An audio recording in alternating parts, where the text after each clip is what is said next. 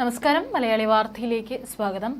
ലെബനനിലെ Hezbollah കേന്ദ്രങ്ങൾക്ക് നേരെ Israel സൈന്യത്തിന്റെ ആക്രമണം ശക്തമാക്കിയതായി ഇസ്രായേൽ സേന അറിയിച്ചിരിക്കുകയാണ്. യുദ്ധവിമാനങ്ങൾ ഇസ്രായേലിനെ ലക്ഷ്യമിടുന്ന മിസൈൽ തൊടുത്തുവിടുന്ന ലെബനനിലെ കേന്ദ്രങ്ങളെ ആക്രമിക്കുന്നതായാണ് ഇസ്രായേൽ സൈന്യം പറയുന്നത്. സ്വയം പ്രതിരോധത്തിന്റെ ഭാഗമായാണ് ആക്രമണമെന്നാണ് ഇസ്രായേൽ സൈന്യം നൽകുന്ന വിശദീകരണം. ആക്രമിക്കുന്നത് ഭീകരവാദ കേന്ദ്രങ്ങളെന്നാണ് ഇസ്രായേൽ സൈനിക വക്താവ് ഡാനിയൽ ഹഗാരി തുറന്നടിച്ചിരിക്കുന്നത്. ഇസ്രായേൽ സൈന്യം ഹിസ്ബുള്ള കേന്ദ്രങ്ങളിലെ ലെബനൻ സ്വദേശികളോട് ഒഴിഞ്ഞു പോകാൻ മുന്നറിയിപ്പ് നൽകി. വടക്കൻ ഇസ്രായേലിൽ ഹിസ്ബുള്ളയുടെ റോക്കറ്റ് ആക്രമണം നടന്നിരുന്നു. ഇതിന് പിന്നാലെയാണ് ഈ ഇസ്രായേൽ സൈന്യത്തിന്റെ മറുപടി ആക്രമണം. ലെബനിൽ നിന്ന് 40-ലധികം റോക്കറ്റുകൾ വിക്ഷേപിച്ചെന്നും ഇവ കെട്ടിടങ്ങൾ തകർത്തെന്നും ഇസ്രായേൽ സേന അവകാശപ്പെട്ടിരുന്നു. മാത്രമല്ല, നേരത്തെ സായുധ സംഘമായ ഹിസ്ബുള്ളയുടെ കമാൻഡർ ഫുഅദ് ഷുക്കൂറിനെ ഇസ്രായേൽ വധിച്ചിരുന്നു. ഇതിനുള്ള പ്രത്യാക്രമണമാണ് കഴിഞ്ഞ ദിവസം നടന്നതെന്നാണ് ഹിസ്ബുള്ള വക്താക്കൾ പ്രതികരിച്ചിരിക്കുന്നത്. വടക്കൻ ഇസ്രായേലിൽ റോക്കറ്റുകൾ എത്തുന്നതായുള്ള മുന്നറിയിപ്പ് സൈറണുകൾ മുഴങ്ങുകയും ചെയ്തു. ആക്രമണത്തിൽ ആളപായമുള്ളതായി റിപ്പോർട്ടുകളില്ല.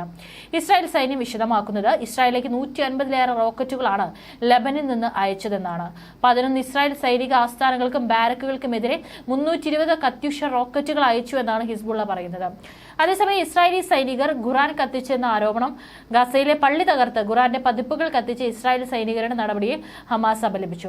സൈനികരുടെ നടപടിക്കെതിരെ പ്രതിഷേധിക്കാൻ അറബ് മുസ്ലിം രാജ്യങ്ങളോട് സംഘടനകളോട് ഹമാസ് നിർദ്ദേശിച്ചു. ഇസ്രായേലിലെ തീവ്ര സ്വഭാവത്തെയാണ് ഇതിലൂടെ പ്രകടമാക്കുന്നതെന്ന് ഹമാസ് പറഞ്ഞു. വിദ്വേഷം നിറഞ്ഞ ക്രിമിനൽ സൈനികരാണ് അവർ. നമ്മുടെ രാജ്യത്തിന്റെ സ്വത്വവും പരിശുദ്ധിക്കുമെതിരെ ഫാസിസ്റ്റ് പെരുമാറ്റമാണ് അവരുടേതെന്ന് ഹമാസ് പ്രസ്താവനയിലൂടെ അറിയിച്ചു.